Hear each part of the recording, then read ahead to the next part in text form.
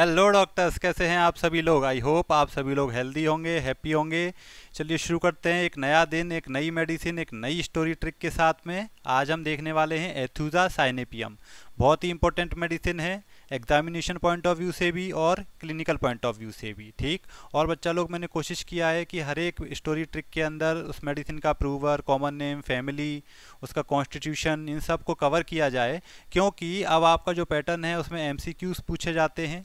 ठीक। तो ये स्टोरी ट्रिक आपको उनको याद दिलाने में, 4 ऑप्शन में से एक ऑप्शन को चूज करने में बहुत ज़्यादा मदद करेगी। साथ ही साथ जब आप एमडी का एग्ज़ाम देंगे उसमें तो ये काफ़ी ज़्यादा आपको हेल्प करेंगे।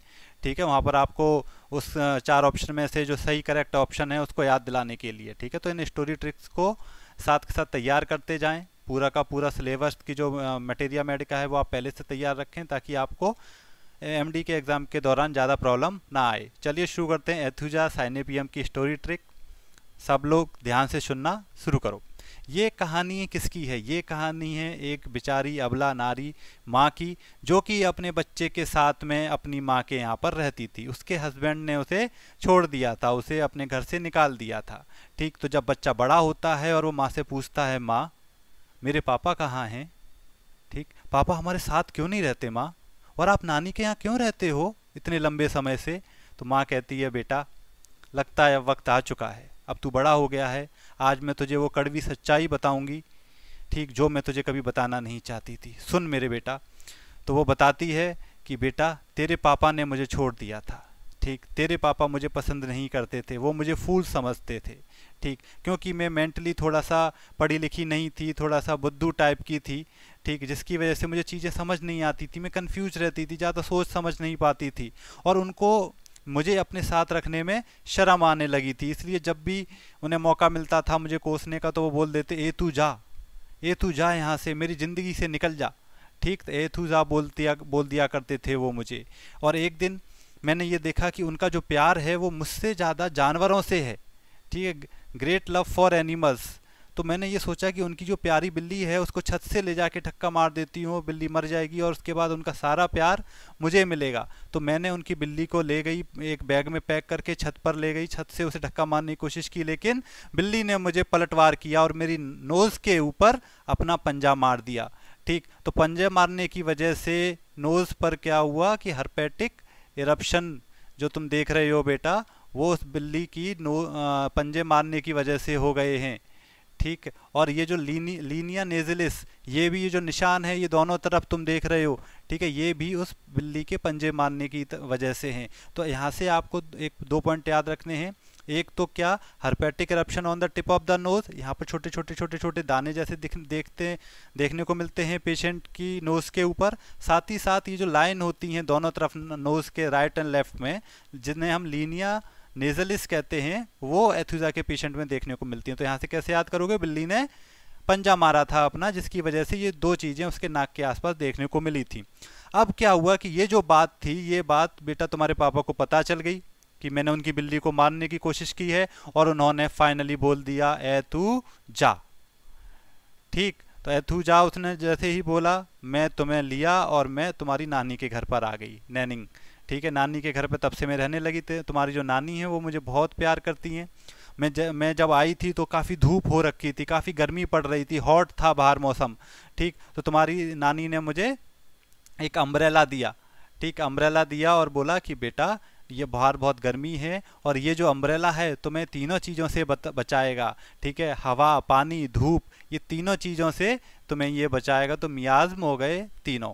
ठीक है, तो हमने काफ़ी सारी चीज़ें की, एथुजा, प्रूवर, नैनिंग, कॉमन नेम, फूल्स, पार्सले, फैमिली, अम्ब्रेला दिया था, अम्बेली फेरी। ठीक है, मेकअप ऑफ द बॉडी की बात करें तो हर्पेटिक इरप्शन और लीनिया नेजलिस की हमारी बात हो चुकी है। टेम्परामेंट की बात करें तो लेडी कैसी थी? इडियोटिक थी, कंफ्यूज्ड थी, इसलिए तो निकाल दिया था। और वो जब निकाला था तो गर्मी बहुत ज़्यादा पड़ रही थी, उसकी नानी ने उसे, मतलब उसकी मम्मी ने उसे छाता दिया। किससे बचने के लिए? हवा, पानी और बारिश, तीनों से बचने के लिए, ऑल 3 मियाज। चलो यहाँ तक की बात हो गई, आगे बढ़ते हैं। अब बेटा पूछता है कि माँ आपने मुझे पाला कैसे? नानी के पास तो पैसा था ही नहीं, नानी तो बहुत गरीब थी, तो आपने अपना गुजारा कैसे किया? तो माँ कहती है, बेटा तू था ना मेरे पास, तूने मुझे कभी खाली पेट सोने नहीं दिया, तेरी वजह से मैं कभी भूखी नहीं रही। माँ कैसे, मैंने कैसे मदद की आपकी? तो माँ बताती है। तो उससे पहले देखो हमने ये दो ग्रेट लव फॉर एनिमल ये कवर कर लिया है, herpetic eruption on the tip of nose ये भी कवर कर लिया है, और ये तीसरा पॉइंट भी हो गया है, sunkenness of the face with well developed linea nasalis. This well marked linea nasalis symptom is more characteristic of Aethusa than any other remedy. ठीक है, सबसे अच्छा इसी मेडिसिन में पाया जाता है ये दोनों, linea nasalis and the herpetic eruption on the tip of the nose. चलो आगे बढ़ते हैं। तो माँ बताती है बेटे को कि बेटा तेरे पास एक खासियत थी बचपन में, वो बहुत ही अच्छी खासियत थी जिसकी वजह से हमने खूब पैसा कमाया। बोला क्या था माँ ऐसा? कि बेटा मैं तुझे दूध पिलाया करती थी और तू उसका दही बना के बाहर निकाल दिया करता था, और इस दही को मैं बेचा करती थी और इसी से हमारे घर में पैसा आता था। क्या बात कर रहे हो माँ, ऐसा करता था क्या मैं? हाँ बेटा, ठीक है, मैं तुझे दूध पिलाया करती थी, अपना दूध पिलाती थी, गाय का पिलाती थी, बाहर से बॉटल का पैक वाला दूध पिलाती थी, और तू क्या करता था उसके बाहर दही निकालता रहता था। दूध पीता था दही निकालता था, दूध पीता था दही निकालता था, और मैं उस दही को बेच बेच के खूब पैसा कमा रही थी। ठीक है, और बेटा तेरी जो ये दही की फैक्ट्री थी अंदर वो इतनी अच्छी चल रही थी कि थोड़े समय बाद तूने दही तो निकाला ही, लेकिन चीज़ भी बनाना शुरू कर दिया, साथ में अंदर से चीज़ भी निकालना शुरू कर दिया था। अपनी तो चांदी चांदी हो गई थी बेटा। ठीक, तो यहाँ से हमने 2 पॉइंट कवर किए हैं। Intolerance of milk in any form, बच्चे को मदर मिल्क दो, काउ मिल्क दो, बोटल मिल्क दो, टिंड मिल्क दो, ठीक कुछ भी दो, वो सबको लार्ज कर्ड मतलब दही के बड़े बड़े क्या बोलते हैं चत्थे टाइप के वो अंदर से निकाल दिया करता था। ठीक है, और साथ ही साथ कुछ भी जब थोड़ा सा बड़ा हुआ, वो जब बड़ा हुआ तो क्या हुआ कि जब उसके दांत आना शुरू हुए तो उसकी जो अंदर की दही बनाने की फैक्ट्री थी और ज़्यादा डेवलप्ड हुई। ठीक है, तो पहले तो वो थोड़ा सा मिल्क, वाइट मिल्क सब्सटेंस निकालती थी, येलो फ्लूइड वगैरह भी निकालती, फिर धीरे धीरे कर्ड निकालना शुरू किया और चीज़ भी निकालना शुरू कर दिया था उसने। ठीक है, तो इसमें क्या है कि बच्चा जब वॉमिटिंग करता है तो उसमें वाइट सब्सटेंस निकलता है, येलो थोड़ा बहुत, और दही जैसा और चीज़ जैसा मटेरियल निकलने लगता है वॉमिटिंग के दौरान बच्चे की। चलो ये बात थी, लेकिन बेटा एक गड़बड़ हुई। धीरे धीरे करके इतना ज़्यादा दही निकाला और इतना ज़्यादा मिसयूज़ हो गया तुम्हारी इस फैक्ट्री का, इस कला का, कि बेटा तुम बीमार पड़ने लगे थे।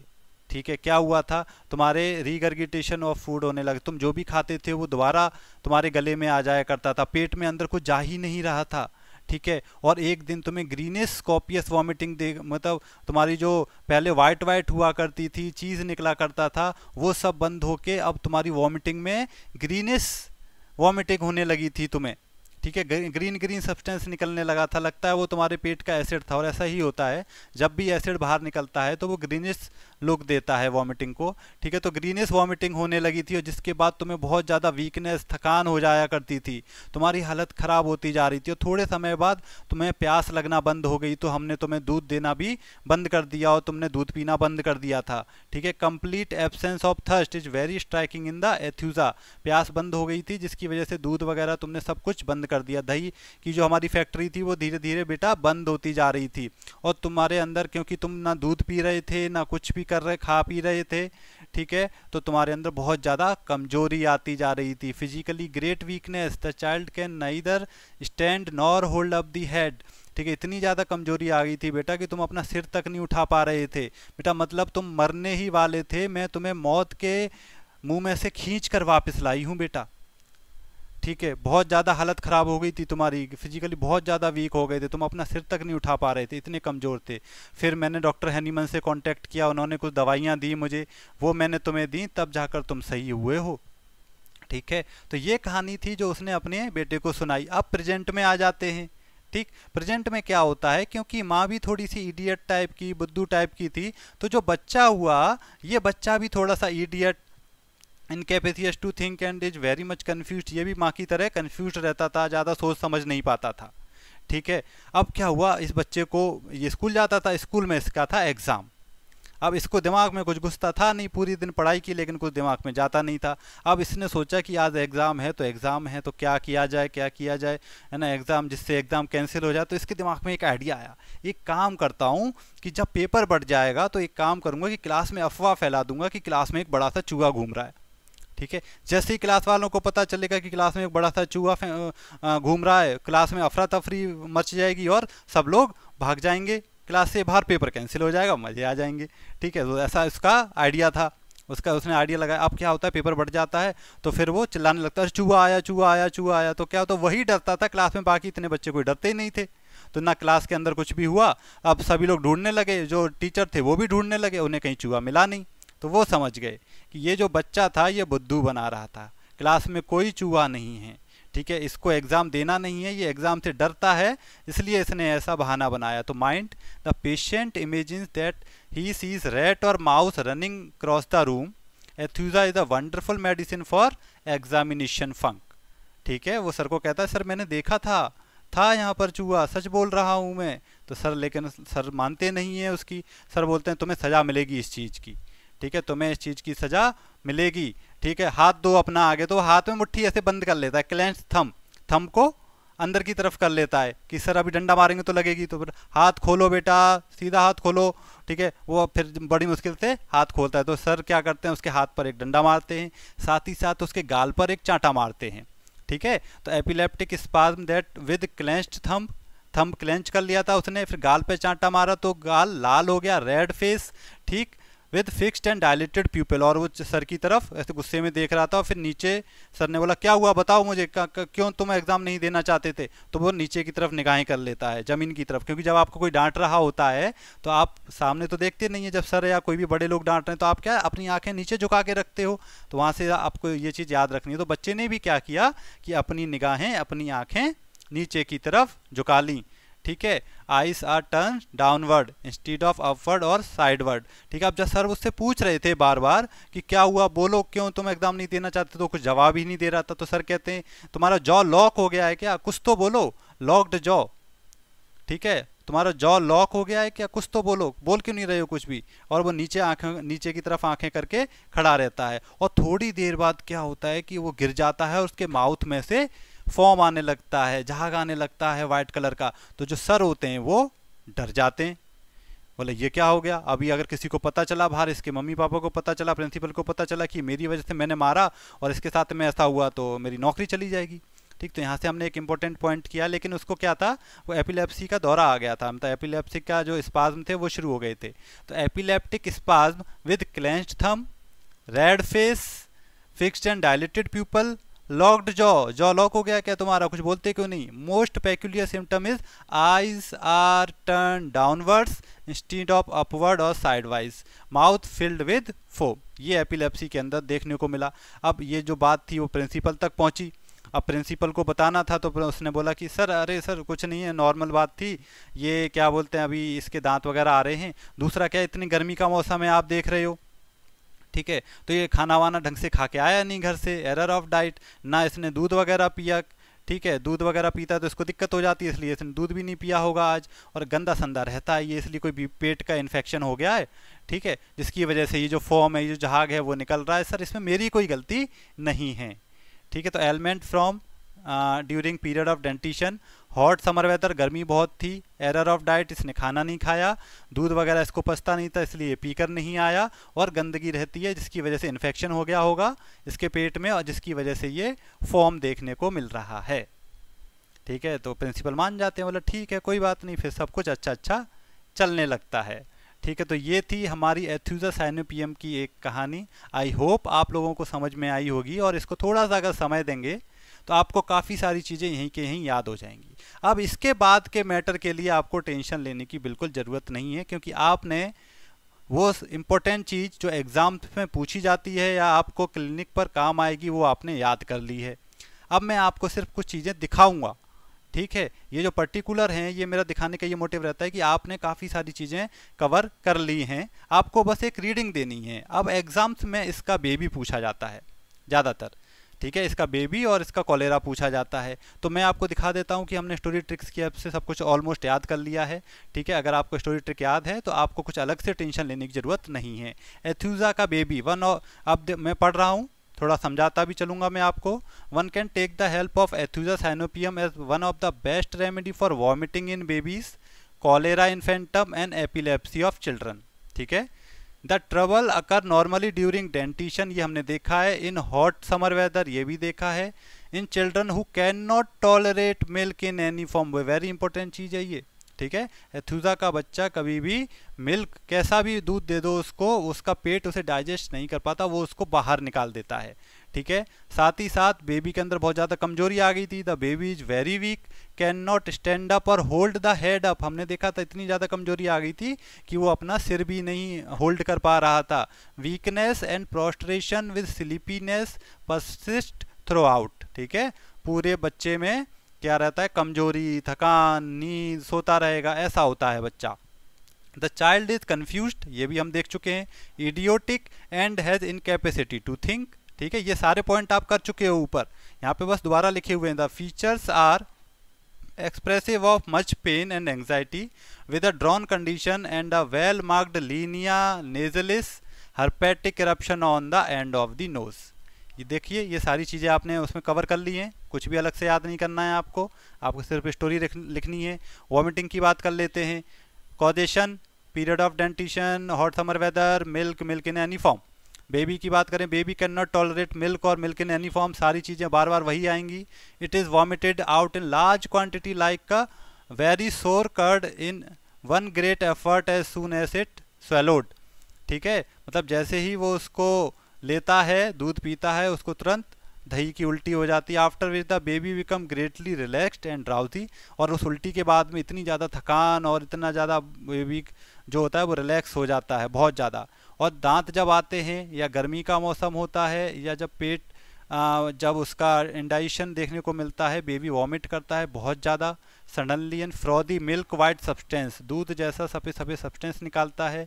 येलो फ्लूइड और बाई कडल्ड मिल्क और चीज़ी मैटर, जो पॉइंट हमने ऊपर देखा था, ठीक है। दूध, हल्का पीला दूध, ठीक है, या फिर दही और दही के बाद चीज़, ये उसकी जो फैक्ट्री काम कर रही थी, ठीक है। तो वॉमिटिंग में ये चीज़ें देखने को मिलती हैं, ठीक। तो आपको कुछ नहीं करना, कुछ भी अगर एथुसा का पूछा जाता है तो आपको ऊपर से स्टोरी को एक साइड से शुरू करना है, क्योंकि स्टोरी में भी वही दिया गया है जो उस मेडिसिन का इम्पोर्टेंट है, सीधी सी बात। चाहे वो अब उसका कॉलेरा पूछ लें, चाहे वो उसका बेबी पूछ लें, चाहे वो उसका एडल्ट पूछ लें, फीमेल पूछ लें, कुछ भी पूछ लें, आपको लिखना वही है, क्योंकि वो सबके अंदर पाया जाएगा, क्योंकि that individuality is belong to Aethusa cynapium, ठीक है। और हम एथुसा साइनेपियम के सिम्टम देख रहे हैं। चलिए अब देख लेते हैं कॉलेरा इन्फेंटम, ठीक है। ऐसा कॉलेरा जो कि इन्फेंट्स को होता है, छोटे बच्चों को होता है, तो उसे हम इन्फेंटम, कॉलेरा इन्फेंटम कह लेते हैं। तो अब क्या होता है, इसमें भी मैं आपको एक बार रीडिंग दे रहा हूँ।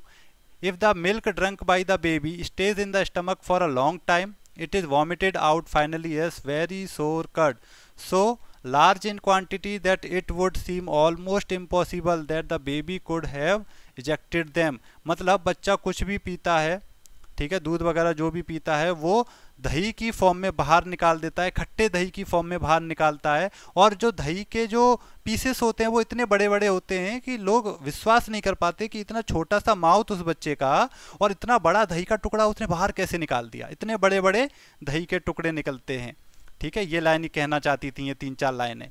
This condition of stomach when worse turns into cholera infantum, और जब यही कंडीशन, जो ये वॉमिटिंग की कंडीशन ज़्यादा बढ़ जाती है तो वो कॉलेरा इन्फेंटम का रूप ले लेती है, ठीक है। This is due to acute catarrhal inflammation of the stomach and intense intestine with irritation of sympathetic ganglia. ये क्यों हो रहा है, क्योंकि उसके पेट में एक इन्फेक्शन हो गया है और नर्वस सिस्टम का थोड़ा सा इरिटेशन की वजह से ये चीज़ें देखने को मिलती हैं।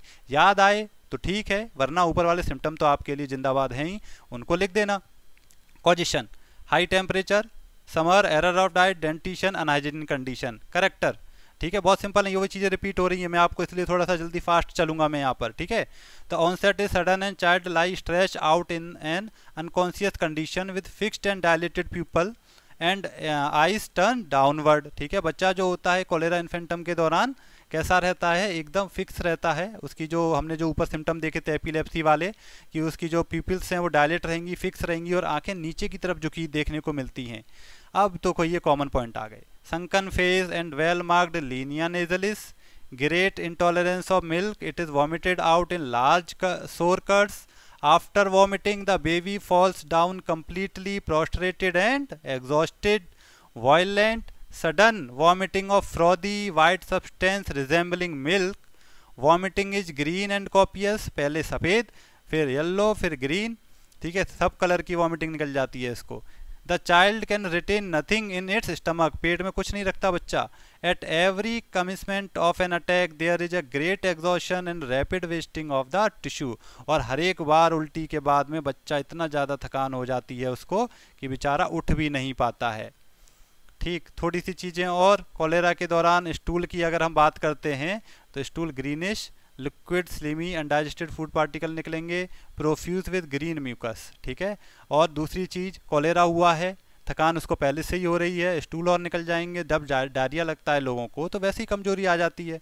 तो ड्यूरिंग एंड बिफोर स्टूल, है ना, स्टूल जाने से पहले उसको पेट में दर्द होगा, कन्वर्जन देखने को मिल सकते हैं। स्टूल के बाद क्या होगा, वीकनेस हो जाएगी, थकान हो जाएगी। किसी का भी डायरिया पूछा जाए, डिसेंट्री पूछा जाए, पूरी मटेरिया मेडिका के अंदर, ठीक है, आपको स्टूल वाले पोर्शन को 3 हिस्सों में डिवाइड करना है। ठीक है, बिफोर स्टूल, ड्यूरिंग स्टूल और आफ्टर स्टूल। ठीक है, बिफोर स्टूल आपको पेट में दर्द कराना है, ग्रम्बलिंग मर्बलिंग, ठीक है, मरोड़ उठ रहे हैं, ये कराना है। और ड्यूरिंग स्टूल आपको क्या करना है, बहुत सारा वाटरी डिस्चार्ज करवाना है। ठीक है, क्योंकि डायरिया है, डिसेंट्री है। और आफ्टर स्टूल क्या कराना है, उसको थकान करवा देनी है, कमजोरी करवा देनी है। ये एक कॉमन पॉइंट है जो कि हमने जब इंट्रोडक्शन का पार्ट 2 देखा था वहां पर मैंने वहां पर लिखा है। ठीक है, तो सबसे पहले आप अगर डायरेक्ट मेडिसिन पर आए हैं तो एक बार समय निकालकर इंट्रोडक्शन का पार्ट 1 और पार्ट 2, ठीक है, वो जरूर देख लें। सेकंड ईयर वाले बच्चे, ओल्ड सिलेबस वाले बच्चे, ठीक है, वो देख लें। और जो न्यू सिलेबस वाले बच्चे हैं वो पार्ट 2 तो जरूर देख लें। ठीक है, जहां पर मैंने कॉमन सिम्टम लिखे हैं हर एक पर्टिकुलर के। ठीक है, तो वहां से आपको काफ़ी सारी हेल्प मिलेगी पर्टिकुलर्स को लिखने में। आगे बात करते हैं, मॉडलिटीज़ की बात करें, वर्स इन द मॉर्निंग अगर याद रहता है तो ठीक है। कॉलेरा इन्फेंटम की ये दवाई बहुत अच्छी मेडिसिन है। ठीक, तो आपको क्या करना है, कोई भी पर्टिकुलर पूछा जाए आपको पॉइंट बना के लिखने हैं। ठीक, और आपको स्टोरी वाइज जो आपने स्टोरी में याद किया है उन्हीं सारे पॉइंट्स को एक एक करके लाइन से लिखते जाओ। ठीक, तो ये हमने दूसरा पार्ट भी इस मेडिसिन का कंप्लीट किया, दैट इज इंपॉर्टेंट पर्टिकुलर्स जो एग्जाम्स में पूछे जाते हैं। अब हम बात करते हैं इसके क्लिनिकल पॉइंट ऑफ व्यू की, क्लिनिक पर आपको मेडिसिन किस चीज़ के लिए देनी है। और क्योंकि हम काफ़ी कुछ पढ़कर आ चुके हैं तो लास्ट तक आते आते हमें ये अंदाज़ा हो जाता है कि मेडिसिन क्लिनिक पर भी हम किस चीज़ के लिए देंगे, बच्चों की प्रॉब्लम के लिए देंगे, क्योंकि ये मेडिसिन बच्चों के लिए बहुत अच्छा काम करती है। ठीक है, ये एक तरीके से बेबी मेडिसिन हैं। जब बच्चे आपके पास आएंगे तो आपके दिमाग में ये मेडिसिन होनी चाहिए, खासकर तब जब शिकायत आ रही है इनडाइजेशन की, कि बच्चे को कुछ भी हम दे रहे हैं वो उसके पेट में डाइजेस्ट नहीं हो रहा है। ठीक है, जैसे ही वो दूध पीता है वो उसको दही की फॉर्म में निकाल देता है, जब हम उसको गोद में लेते हैं तो वो हमारे शोल्डर के ऊपर पूरा दही दही कर देता है। ठीक है, उसको कुछ भी डाइजेस्ट नहीं हो रहा है, बेचारा बच्चा खेलता नहीं है, उसकी वो जो एक्टिविटी है वो बिल्कुल डाउन हो गई है। ठीक है, पूरे दिन चारपाई पे पड़ा रहता है। ठीक, ये चीज़ अगर माँ, मदर या फिर कोई भी फादर शिकायत कर रहे हैं आपके पास। और सबसे बड़ी बात क्या है कि दूध नहीं पच रहा है, कोई भी दूध पिला लो उसे, गाय का, भैंस का, मदर का, किसी का भी, मिल्क जो है वो कर्ड में कन्वर्ट हो जाता है। ठीक है, मिल्क जो बाहर निकल आता है और वो कर्ड की फॉर्म में निकलता है। तो ये अगर ऐसा कोई पेशेंट आता है आपके पास में, साथ ही साथ जो बच्चा है उसका अगर फेशियली भी एथुजा से मैच हो रहा है, जैसे जो हमने देखा कि अगर उसके लीनिया नेजलिस देखने को मिल रहे हैं, साथ ही साथ हर्पेटिक इरप्शन ऑन नोज देखने को मिल रहे हैं, ये बच्चे में भी देखने को मिल सकते हैं और ये बड़ों में भी देखने को मिल सकते हैं। ठीक है, अगर ये मिल रहा है तो बहुत अच्छी बात है आपके लिए। साथ ही साथ ये फिजिकल फीचर जो है मिल्क से कर्ड में कन्वर्ट होने वाला, ये देखने को मिल रहा है, तो आप एथुजा उठा के दे सकते हैं। छोटा हो बड़ा हो, सभी में मेडिसिन बहुत ही अच्छे से काम करेगी और बहुत ही अच्छा रिजल्ट शो करेगी। ठीक है, साथ ही साथ ये जो मेडिसिन है ये एपिलेप्सी की भी बहुत अच्छी मेडिसिन है। ठीक है, जो दौरे पड़ते हैं, मिर्गी के दौरे जो पड़ते हैं उनके में बहुत अच्छा काम करती है, खासकर बच्चों में, जहाँ की हमने देखा कि अंगूठा जो है वो अंदर की तरफ दबा लेते हैं, आंखें जो है वो नीचे की तरफ कर लेते हैं और जॉ जो है वो लॉक्ड हो जाता है। ठीक है, लॉक्ड जॉ देखने को मिलता है। जनरली क्या होता है कि बहुत सारी जो अलग अलग एपिलेप्सी जो मेडिसिन की हैं उनमें किसी में आंखें जो हैं वो ऊपर की तरफ अटक जाती हैं, किसी में साइड वाइज अटक जाती हैं, लेकिन जो एथुजा का पेशेंट रहेगा उसमें आंखें नीचे की तरफ स्टक हो जाएंगी, एक जगह रुक जाएंगी, नीचे की तरफ ही देखता रहेगा, वो जो प्यूपिल्स हैं, ठीक है, वो नीचे की तरफ रहेंगी उसकी आंखें। ठीक, तो यहाँ पर आप एथुजा सोच सकते हैं। ये एपिलेप्सी में भी अच्छा काम करती है, ये हमने देख लिया। चलो आगे हम कॉलेरा इन्फेंटम की बात करें तो कॉलेरा इन्फेंटम में हम ये देखते हैं कि कॉलेरा में वॉमिटिंग भी होती है और डायरिया भी देखने को मिलता है अपने को। तो वॉमिटिंग के फीचर जो हमने पढ़कर आए हैं क्या कि वॉमिटिंग के दौरान उस बच्चे को दही जैसा सब्सटेंस, चीज़ जैसा सब्सटेंस, वाइटी सब्सटेंस, ठीक है, निकल रहा है, कुछ भी डाइजेस्ट नहीं हो रहा है, खाना खाता है उसके तुरंत बाद बच्चा वॉमिट कर देता है, ठीक है, और वॉमिटिंग बहुत ज़्यादा हो रही है, और सबसे बड़ी बात थकान बहुत ज़्यादा हो रही है, बच्चे की पूरी हालत डाउन हो गई है, इतना ज़्यादा कमज़ोर हो गया है बच्चा जो है हमारा कि अपना सिर तक नहीं होल्ड कर पा रहा है वो, ठीक है, बैठ भी नहीं पा रहा है, हमेशा लेटा रहता है, बैठने की कोशिश भी कर रहा है लेकिन उसके शरीर में इतनी जान नहीं है कि वो खुद की बॉडी का वजन को उठा पाए और अपने आप को होल्ड कर पाए सिटिंग पोजीशन के अंदर, ठीक है। तो ये कॉलेरा में अगर आपको पेट जो वॉमिटिंग वाला सेक्शन है उसमें ये देखने को मिल सकता है, साथ ही साथ क्या हो रहा है, डायरिया भी हो रहा है उसको। तो ऑब्वियसली जब बॉडी का इतना सारा वाटर कंटेंट जो फ्लूइड है वो निकल जाएगा तो बॉडी में काफ़ी ज़्यादा वीकनेस आ जाएगी। तो इसलिए कॉलेरा इन्फेंटम के केसेस में बच्चा बहुत ज़्यादा कमज़ोर हो जाता है, ठीक है। तो अगर बच्चा बहुत ही ज़्यादा कमज़ोर देखने को मिल रहा है, वो वॉमिटिंग का करेक्टर हमारा मैच हो रहा है इस मेडिसिन से, ठीक है, और थोड़ा सा अगर फिजिकल मेकअप जो है उसका वो भी मैच हो रहा है, तो आप इस मेडिसिन को दे सकते हैं। मेडिसिन बहुत ही अच्छा काम करेगी, ठीक है। साथ ही साथ बच्चों में अगर थोड़े बड़े बच्चे हैं, दांत उनके आना शुरू हुए हैं, डेंटिशन के दौरान भी अगर उनको प्रॉब्लम्स हो रही हैं, ठीक है, जैसे वॉमिटिंग की शिकायत देखने को मिल रही है, डायरिया की शिकायत देखने को मिल रही है, मतलब डॉक्टर साहब जब से इसके दांत आना शुरू हुए हैं तब से ये बड़ा चिड़चिड़ा सा हो गया है ना, और क्या बोलते हैं, इसके वॉमिटिंग करता रहता है, खाना खाता नहीं है, खाना मतलब इच्छा ही नहीं होती है, दूध भी पीना बंद कर दिया है इसने, ठीक। तो वहाँ पर आप इस मेडिसिन को दे सकते हैं। साथ ही एग्जामिनेशन फंकी ये भी एक अच्छी मेडिसिन है, क्योंकि बच्चा मेंटली थोड़ा सा वीक होता है, इडियटिक होता है, कंफ्यूज्ड होता है, मतलब उसको चीज़ें इतनी जल्दी समझ में नहीं आती हैं, ठीक है, इसलिए वो एग्ज़ाम से भागता है, एग्ज़ाम्स में जाना नहीं चाहता, क्योंकि उसे डर लगता है कि मैं फ़ेल हो जाऊँगा, ठीक है, क्योंकि मैंने कुछ याद ही नहीं किया है, मेरे दिमाग के अंदर कुछ गया ही नहीं है, तो मैं लिखूँगा क्या एग्ज़ाम्स के अंदर, इसलिए वो एग्ज़ाम से भागता है, ठीक है। तो एग्जामिनेशन फंकी भी एक अच्छी मेडिसिन है। तो अगर ऐसा साथ में बाकी करेक्टर्स के साथ में अगर एग्जामिनेशन फंक भी मिल रहा है आपको, तो आप एथुजा के बारे में सोच सकते हैं, मेडिसिन अच्छा काम करेगी, ठीक है। डोजेस की बात करें तो डोजेज जो है वो हमारी लोअर पोटेंसीज में रहें तो ज़्यादा अच्छा है, ठीक है। लोअर पोटेंसी से शुरू करें क्योंकि आप बच्चे को दे रहे हैं, 12 CS से शुरू करें, सुबह शाम दें बच्चे को, ठीक है, 1 हफ्ता दें, 15 दिन तक दें, देखें रिजल्ट कैसा है, अगर रिजल्ट पॉजिटिव है देन थोड़ा सा हायर पोटेंसी पे जाएं, और रिपीटेशन ऑफ डोजेस को कम करते जाएं, जैसे आप पोटेंसीज बढ़ाते जाएंगे आपको उनका जो रिपीटेशन है वो कम करते जाना रहेगा, ठीक है। तो आप इसको देके देखिए, रिजल्ट आपको बहुत शानदार मिलेगा। चलिए, ये मेडिसिन हमारी ख़त्म हुई। आई होप आप लोगों को सारी चीज़ें समझ में आई होंगी, ठीक। अगर नहीं आई है तो डाउट वाले सेक्शन में आप जा सकते हैं ऐप पर, वहाँ पर अपना क्वेरी लिख के भेज सकते हैं मुझे, मैं उसको सॉल्व करने की कोशिश करूँगा। चलिए मिलते हैं नई मेडिसिन, नई स्टोरी ट्रिक के साथ में, तब तक हैप्पी रहिए, हेल्दी रहिए, टेक केयर एवरीवन।